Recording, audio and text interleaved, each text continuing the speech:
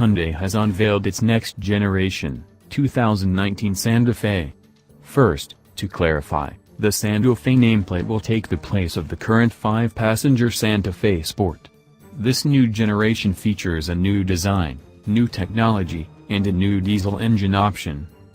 The Hyundai Santa Fe has a new look that comes off less crossover and more SUV than before. It looks wider, more muscular and bigger than the vehicle it replaces, with Hyundai's large cascading grille and available 19-inch wheels. Inside, it has a horizontal layout to provide a sense of width.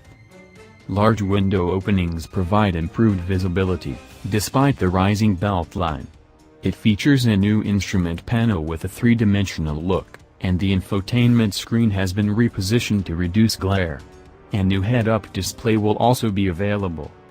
The 2019 Santa Fe will offer a 2.4-liter 4-cylinder engine good for 185 horsepower, or a turbo 2.0-liter 4-cylinder offering 232 horsepower. A 2.2-liter diesel engine will be available providing about 200 horsepower and 320 pound-feet of torque. The diesel model will be the only one to offer optional third-row seating. Each will be connected to a new 8-speed automatic transmission.